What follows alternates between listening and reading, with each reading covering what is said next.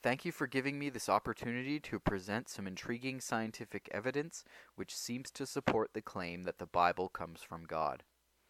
There are 304,901 words in the entire Hebrew Bible. I am using the Hebrew text because it is the foundational book of Judaism, Christianity, and Islam. It is well known that each Hebrew letter has a number value. The first letter is 1 and the last letter is 400. So every Hebrew word also has a number value, which is found by adding up the value of the letters. Therefore, a phrase, a part of a verse, or an entire verse also has a total number value. The website I'm using not only finds any given word in the entire text, it also finds every instance of that number value. So this program is capable of counting the number of times any given number value shows up in the entire text of 304,901 words. Now here is an example of a novel form or a novel technique which will show that the number of times certain number values show up describes the subject of your search, which should not be the case, but here is an example of what I'm talking about. So this is Mount Sinai. Mount Sinai has a value of 335. So if you take these two words and add them up, the values of the words up, it equals 335. Mount Sinai exists 7 times in the entire Tanakh, in the entire Hebrew Bible. And here it shows you, it highlights it in red every time that it shows up anywhere in the text. Now let's see how many times 335 shows up as a value in the entire text. So here we're looking for the amount of times that 335 shows up, and it shows up 612 times. And here are the examples. Notice that it can't be a word over here matched up with a word over here. It has to be a string of words, or one word, or an entire verse.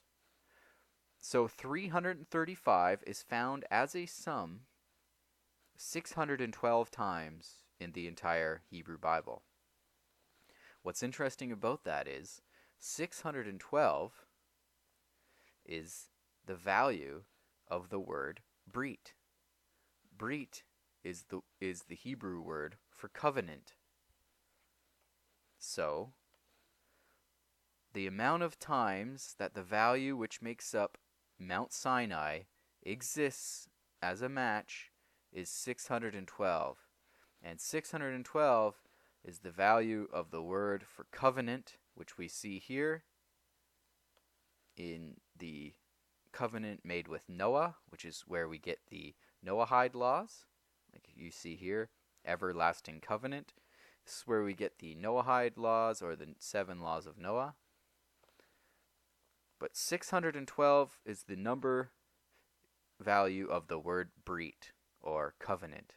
What is the relationship between the covenant and Mount Sinai? Where was the covenant established? At Mount Sinai. The 10 Commandments, the covenant, were established at Mount Sinai. Okay, so here are some other examples.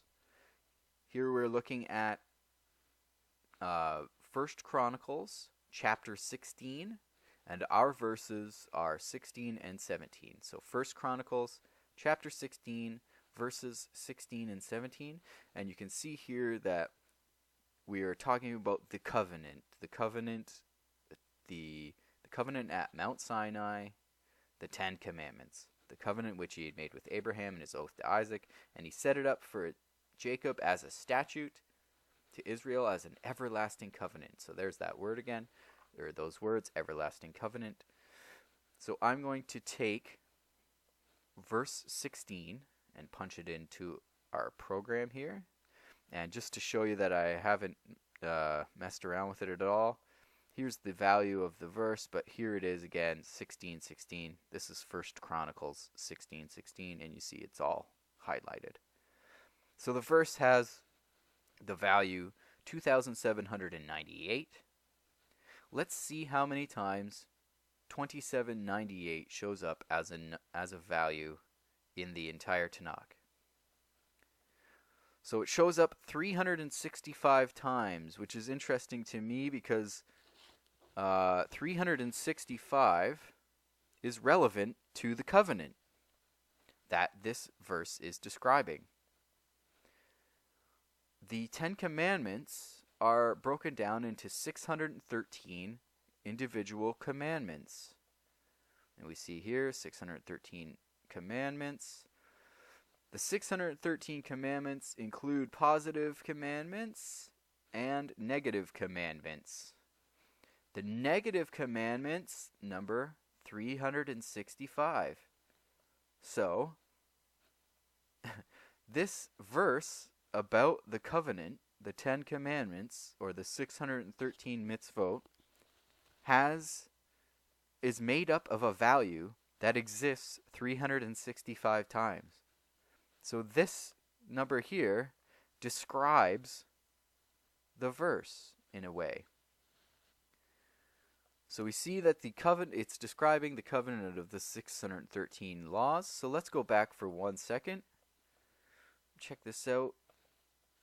Let's look at this verse, the same verse as Numbers now. So we saw that it is made up of this value, which exists 365 times in the entire Tanakh, display as Numbers, and here we have 248. 248 is interesting because 248 is the number of the positive commandments. So this verse, which is about the covenant, has both 365 in the amount of times that value shows up, which you would never know without a computer, and it also has 248 in it. What's interesting about this as well is there are 620 Hebrew characters which make up the 10 Commandments. So the 10 Commandments is, if you added up all the number of the Hebrew letters, there are 620 letters which make up the 10 Commandments. So we have the 365, the 248, which equals the 613 commandments, which are in the divine covenant, and 365 and 248 and 620 are hidden in this verse. You'd never know about the 365 unless it was with a computer. So let's go to the next verse now. The next verse, and he set it up for Jacob as a statute, to Israel as an everlasting covenant. And here I've punched it in, and you see, here's the proof of it, 16:17. Interestingly, this is a twin verse, so this is the exact same verse, also exists in Psalms 105, verse 10. And interesting, but we're not getting into that now. So let's see how many times 1824 shows up. So 1824 is the value of this verse, which is about the covenant, the everlasting covenant of 613 mitzvot, of 613 divine laws, given in the 10 Commandments. So 1824 exists how many times? 613 times. So back-to-back verses about the covenant, both have 613 encoded into them, which you would never know unless you analyzed it with a computer. You could never know that 1824 exists 613 times. So these are some interesting results. We see that the number of times certain number value shows up in the text describes the subject. Now, how could this be possible? Try to imagine for a second what it would take to achieve these results on purpose? And what are the odds? And how could it be possible?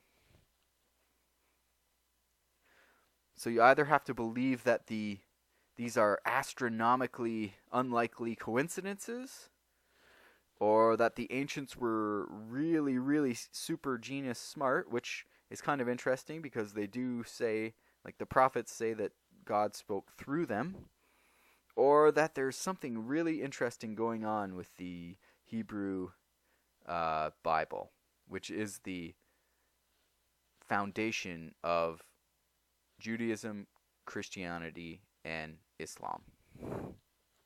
Thank you for your time.